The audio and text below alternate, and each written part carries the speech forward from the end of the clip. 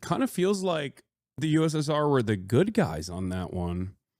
Kind of feels like America was mysteriously on the bad side of this one, but surely that's just for this conflict, right? There's no way that this translates to virtually every other proxy war during the Cold War, right? No way. Yeah, this is so bad that like the average YouTube pop historian would literally rip this entire part up. Like this is just so wrong. Like holy, that is so crazy.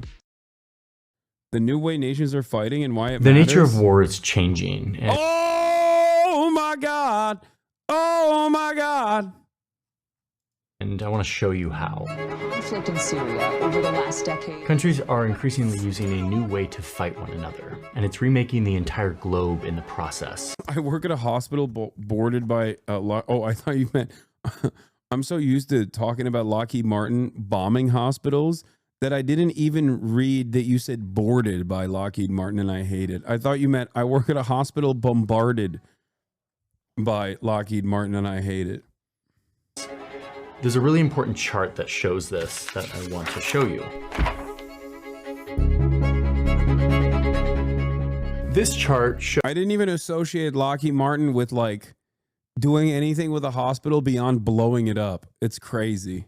That's that good brand recognition right there, dude. Shows all of the interstate conflicts over time, at least since World War II. Interstate just means wars fought between two countries. You'll notice that it's a pretty flat line. Some years there's just one or two conflicts, and some years there's no conflicts at all between countries. But if you pay attention to the world, that doesn't seem right. It certainly doesn't feel like the world is mostly at peace.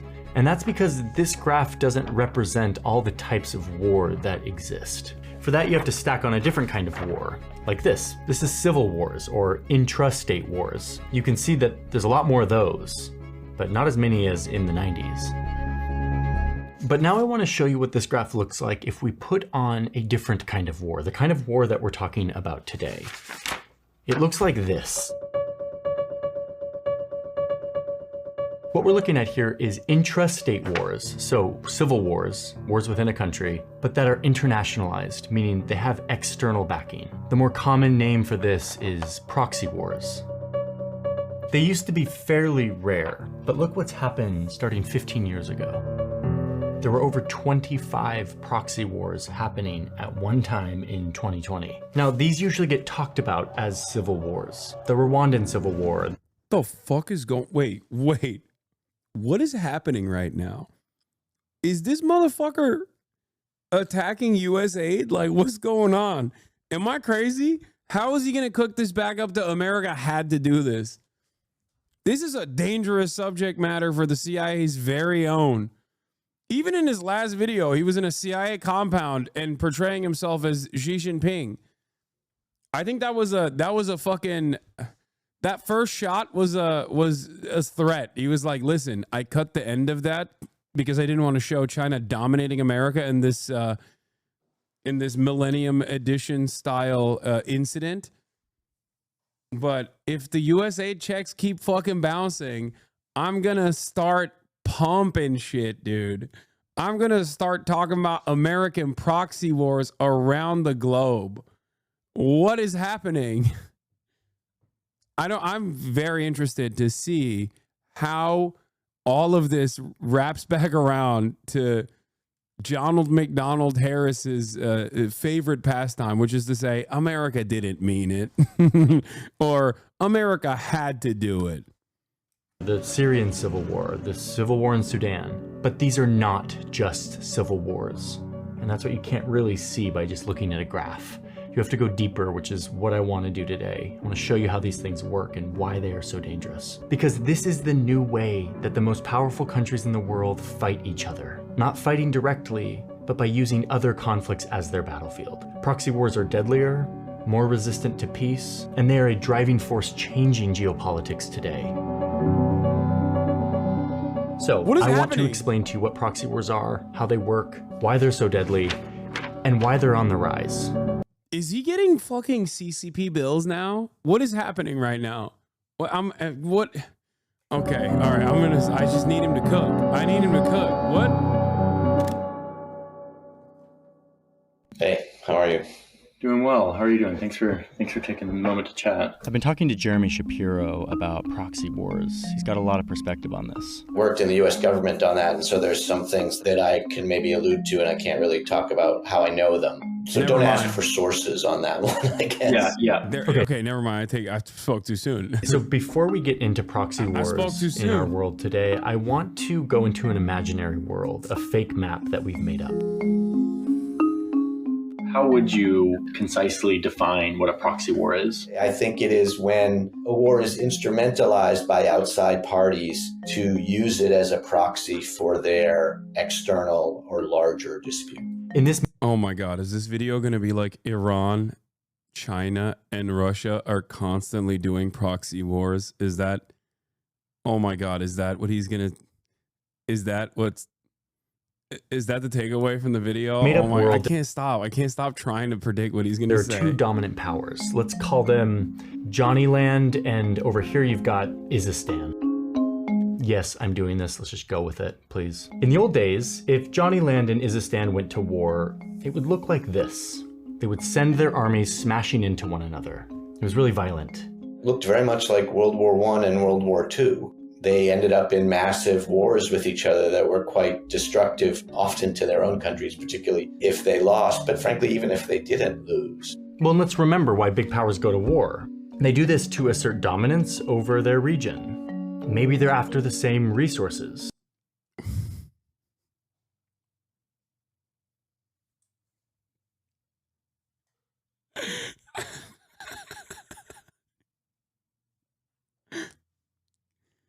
This is how big countries go to war. They do it because they want to assert dominance. They're like, we're big meanies, and the other country are the big baddies. And as big meanies, we have to go against the big baddies. This is how war works. I mean, he did bring up resources at least. Holy fuck. Maybe they fear each other as rivals and they see an opportunity to weaken the other. Or maybe Johnnyland forgot to sign the kids up for Little League and Izistan is angry. And they're fighting directly. This is how war has worked for thousands of years. That is, until the greatest war of them all. World War II was a war that showed the world that we had become too dangerous, too advanced, too destructive, especially with the invention of atomic weapons. Nuclear weapons really focus the mind. They are so destructive and so easy to deploy once you have them that the idea that you could ever defend yourself against that is not one that really any country has ever entertained. In a nuclear age, it would be insanity for them to fight each other directly. So direct war between these two great powers became unthinkable, and thus it basically stopped. This is a crazy thing. Like sometimes we forget that we live in a world where great powers don't fight each other directly, something that they've always done. But that doesn't mean they don't fight each other. Before we continue about Aren't you forgetting another country, Jonald? Did I fail to see in the map another country? I just feel like there's another country with nukes, Johnny. I guess to be fair, it's a extension of the United States of America. So it doesn't count as a separate country with separate nukes, maybe? I don't know. so they know that this ad sort of worked if this is interesting for you. Use the code Johnny Harris at checkout and you'll get 15% off your first eSIM data plan. Did he Thanks, show Saley, for Israel? sponsoring Did I today's miss video. it? Now let's get back to our story on how countries fight each other in the modern age. In the nature of countries, Why do they're I still watch him? Because he's my favorite content creator. Are you kidding me? I love Johnny Harris. Donald McDonald Harris. Shut up. extremely competitive and still looking for ways to harm each other, to get leverage on each other, to sort of win in geopolitical competition. Great powers still see each other as a threat. They still crave dominance over their region and over the world. Indirect ways of attacking each other, such as supporting proxies in civil wars, has become much more popular since nuclear weapons were invented.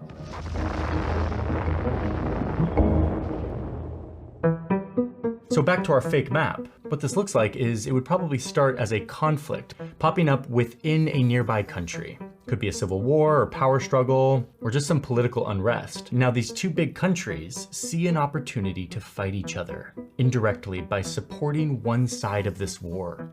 They send guns, money, military trainers, and this is a proxy war. I wonder why he's just using Johnny Land versus Izistan when he could just always put America as Johnny Land, and Izistan is an interchangeable name for virtually every country that we've done this in. Because, like, if you're, look, I'm putting myself in the mindset of a Johnny Harris fan. I don't know a single damn thing, okay? I don't know anything. I only watch Johnny Harris videos. And because I've only watched Johnny Harris videos, I think America is ultimately a force for good. But then when he's describing this, I'm beginning to realize that even in previous Johnny Harris videos, I've come to the realization that America kind of does a lot of the stuff that he's talking about here. So it's hard for me as a Johnny Harris stan to not recognize that he's talking about America. Let's just keep going. The two sides fighting within the smaller country are the proxies, or sometimes referred to as clients, and the outside supporters are called patrons. Now remember, in this case, they're just sending support to their side. Hey, Stalinists, us liberals like unbiased history. That's on period, sweaty. That's right. Yeah, these freaking tankies and their love for revisionist history, unlike me, a liberal in America. Of an internal struggle, a civil war in another country. A war is instrumentalized by outside parties to use it as a proxy for their external or larger dispute. From the great power perspective, what is the advantage or benefit of choosing this tool of engagement rather than more direct versions? Depending on the situation, a great power can hope that they can really sap the strength of their rival through support to a proxy war. Unfortunately, this is a really rational thing for big countries to do. They get deniability. They can say, hey, we're not really involved in this war. And they don't have to sacrifice any of their citizens. And they're able to contain the violence in someone else's country. They get to fight their rival and have someone else pay the price. Wow, that just sounds exactly like Elizabeth Warren, Lindsey Graham, virtually every other senator on associated with foreign policy in this country speaking about Ukraine. That sounds, I've heard Lindsey Graham say all these three words in succession. That's proven to be an efficient and somewhat, from a great power perspective, less dangerous way of geopolitical competition than direct wars. Now, technically, proxy wars can take slightly different forms, like if the two big countries support two smaller countries that are fighting each other, or if one big country invades another country and then the rival supports the resistance of that invasion. There's lots of different forms, but the whole idea is that these two great powers are fighting each other via a different country or different groups. Let's be done looking at the fake map and look at the real map, the real history of what proxy wars look like in real life. This dynamic has existed for a really long time, but the modern version of it starts to really crop up in the Cold War. 116. We've got these two great powers, the two big patrons, Soviet Union and the United States, using proxy war as a way to fight each other, turning the entire globe into a battlefield. This is why it was a Cold War. They never fought each other directly. They just chose local conflicts to support and fuel in an effort to win more influence over the map. Right after World War II, the superpowers focused on China's civil war, supplying opposite sides with military hardware, money, training. This paid off for Moscow when the communist side won. Kind of feels like the USSR were the good guys on that one. Kind of feels like America was mysteriously on the bad side of this one, but surely that's just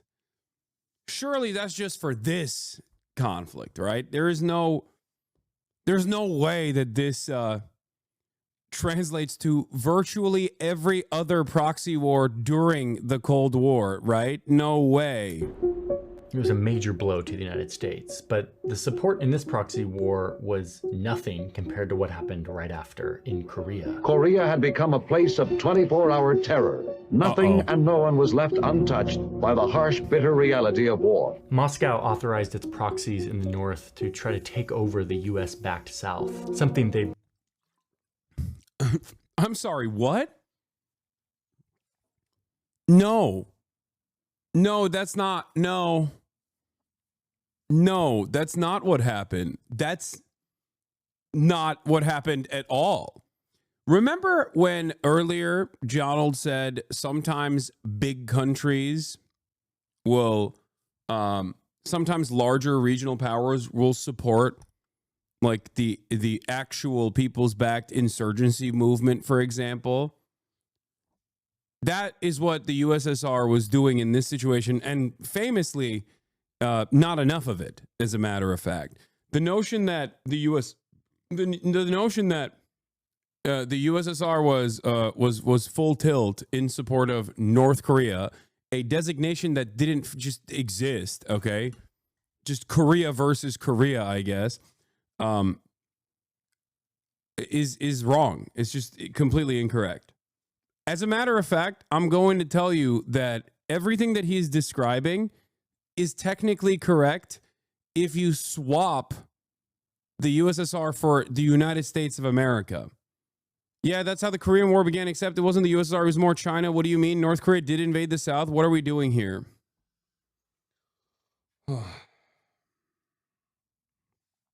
Okay. This is not assigning blame here, but KPA was the first across the border. Brother, if there wasn't real popular momentum and mobilization against the supposedly South, first of all, the South-North designation is not real. It's one that the United States invented and then the USSR obliged. That's number one.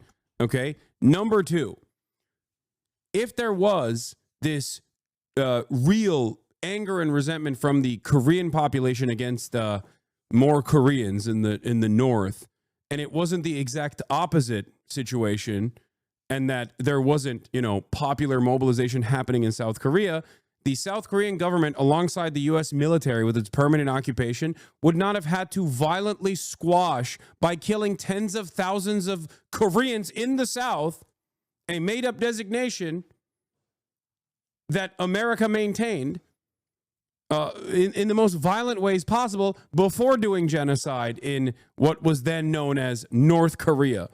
And I'm not even just talking about the Jeju Island. Not assigning blame here, but the KPA was the first to cross the border. Okay. I'm going to come to your house and split it in half and then arm your neighbor. I'm going to come to your house, split it in half, take over half your family, dominate half your family. What is going on today, man? What the hell is happening? I was not saying anything bad. Okay. First of all, I don't know what happened there. CIA, Donald McDonald, CIA split my stream in half. That's GPU for sure. No, the internet cuts in and out. I don't know what the frick is going on. Yeah, I'm gonna come to your house, split it in half with weapons, and then I'm going to hurt your family members. If you come and try to defend your family members, I'm going to kill the forces that you bring in, and I'm going to say you invaded your house, the part of your house that I split, and then I'm going to come over there and kill everyone on the other side of the house. Is that justifiable? No, that's called being a serial killer. Okay, I'm America in this situation. In this hypothetical scenario, it's not even a video game thing. Like, what are we talking about? I'm giving an analog, chat. Calm down. It's not like you can. it's okay. You can still use analogies. I'm pretty sure you're allowed to still use analogies. Wanted to do, and we made a whole video about that relationship between Kim Il-sung and Joseph Stalin. The Soviets supported them with guns, money, fighter jets, and the US, which already had troops there, sent more. Way, way, way more, like almost 2 million. The Soviets fought back by fueling the North Korean invasion. And then China, who remember was supported by the Soviet Union, sent its army to join the fight too, turning the Korean peninsula into a battleground, not just between Koreans. Like, guys, inside of every country, there are internal dynamics that you just can't simply wash aside, especially a country like Korea that has always been occupied, okay? Especially in like the last 100 years. When you think about that, there are the popular mobilizing forces that have a lot of motion and a lot of support from broad subsects of society, which would be the socialist aligned, USSR aligned forces. And then you have the holdovers from previous colonial, from the previous colonial development, whether it be the Japanese or after the Japanese colonial expansion into Korea, the United States. The United States carried over the same exact Japanese colonial forces that were dominating Korean society.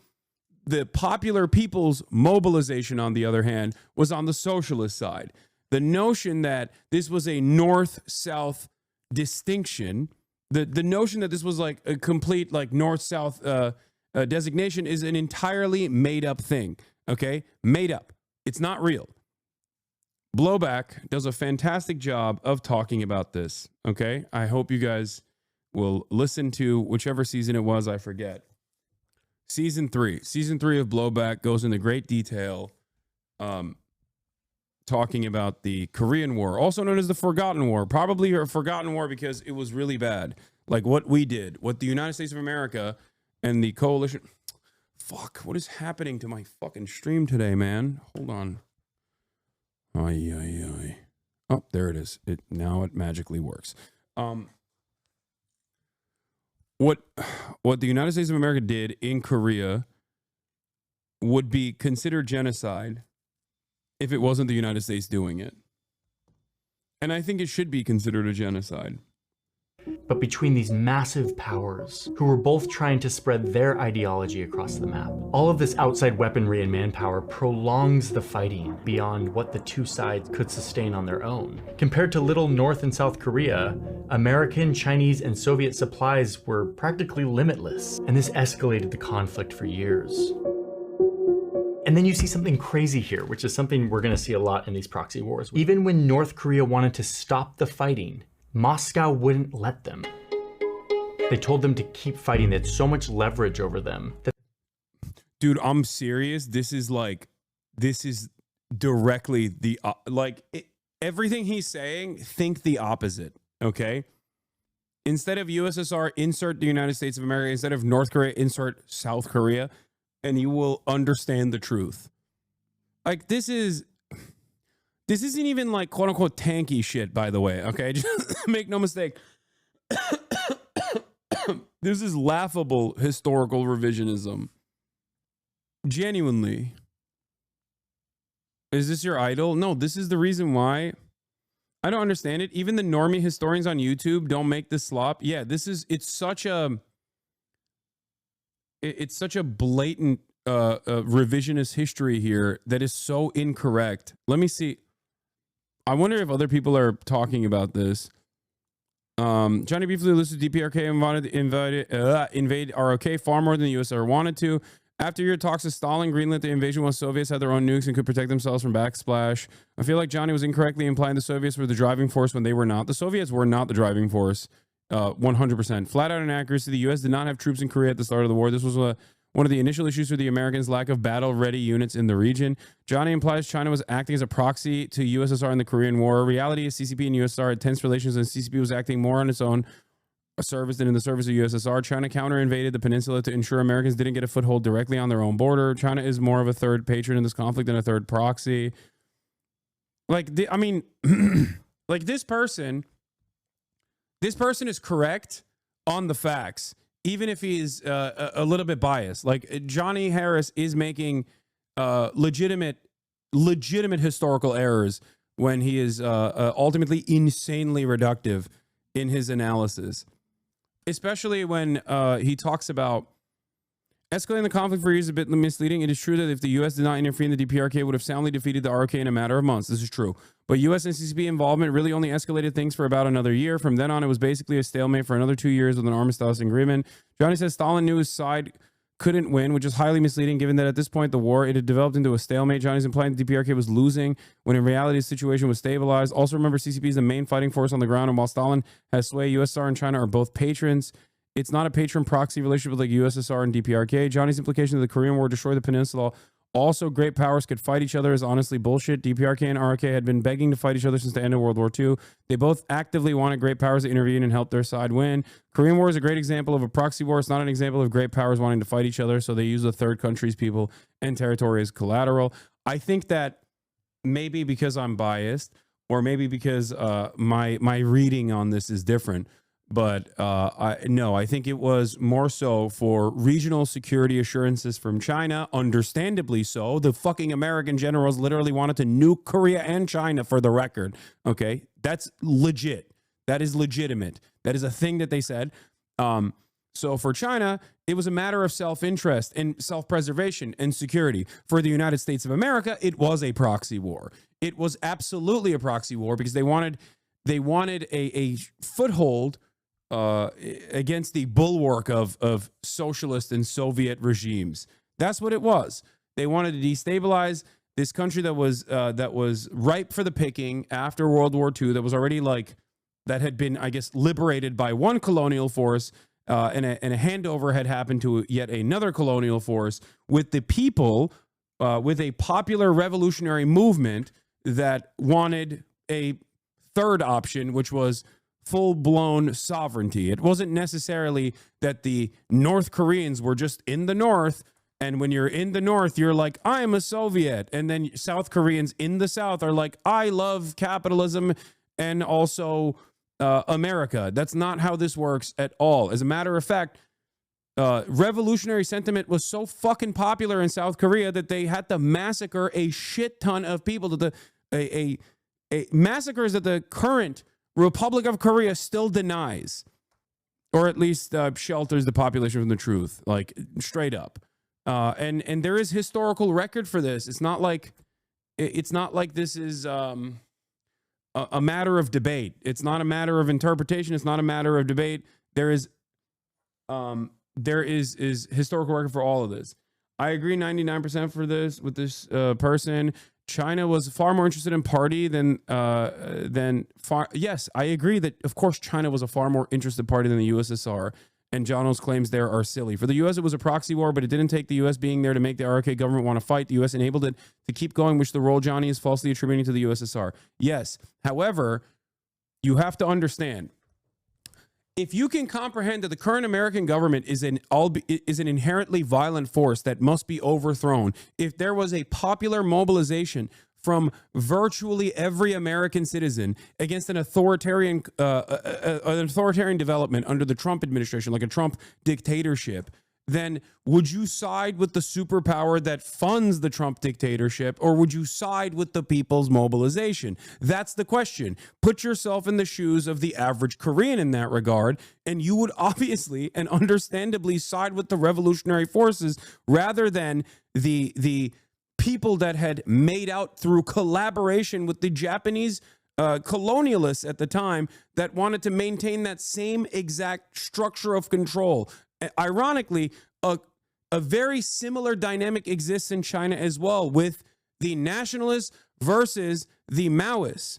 The Maoists in that regard wanted to overthrow the pre-existing hierarchy. The nationalists wanted to maintain the pre-existing hierarchy of land ownership. This is precisely the reason why Maoists were able to literally turn the peasants against the nationalist forces, even if they initially had started off on the side of the nationalist forces. The spiritual atom bomb of Maoism, if you will.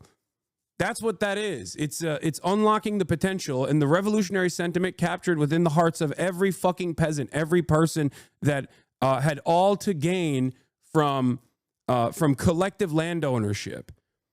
This is a very, I mean, albeit reductive, but a very similar through line throughout history. That's it. That's why we talk about capitalism versus communism, socialism. Syngman Rhee was quite literally constantly massacring his own people nonstop. Bodo League massacre, Jeju Island massacre, hundreds of thousands of South Koreans butchered by the U.S.-backed fascist dictatorship just for having leftist sympathies. The North Koreans were fully justified in trying to liberate their own countrymen from that lunatic. Exactly.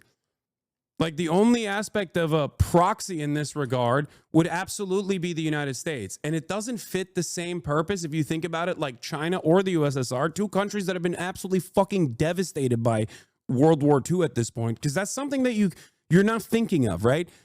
The United States of America is coming off World War II like fucking heroes. They got nothing, right? These countries do not have enough manpower, enough firepower, enough like they don't have anything at this point. They're trying to rebuild, okay? They're trying to rebuild. They're trying to become nation states with industry. And so, of course, they, like, you know, criticizing Stalin aside, they don't have enough motion. They don't have enough manpower to be like, all right, time to fucking go and fight against America. The dudes who just dropped 2 fucking atom bombs on Japan, right? They have the big bad. They have the big bomb. Let's just go duke it out with them now. Like, they didn't have that. They didn't have the capacity to do that. I would go so far as say that, like, early on, Stalin is always seen as like presented as like a monstrous piece of shit, ironically enough, but he was way more fucking restrained and maybe even delusional in terms of like, oh, the West certainly will not turn on us. And even if they did, what the fuck do we have to be able to fight back against them? That is, of course, because of the 20 million death toll. It's not something that you can just like easily cast aside. Just keep this running. They continued to fight. Joseph Stalin, the Soviet leader, even knew his side couldn't win, but he directed them to keep fighting because he wanted to, quote, draw out the war to shake up the Truman regime in America and harm the military prestige of the Anglo. Yeah, this is so bad that like the average YouTube pop historian would literally rip this entire part up. Like, this is just so wrong. Like, the primary party involved in here is not the USSR. And I hope people understand where I'm coming from when I talk about like leftist movements in Korea versus people who wanted to maintain the same power structure that existed under the Japanese colonies.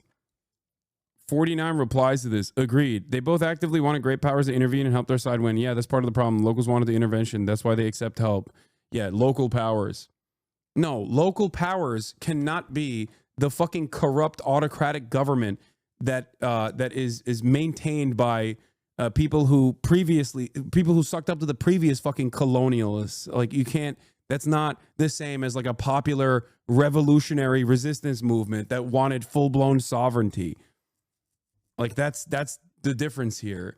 That's my problem here. Yes, of course, corrupt autocrats are always going to demand help from larger superpowers, and America is always going to be excited at that prospect. They're going to be like, oh, thank God. We didn't have to set up our own puppet state. You were here to begin with.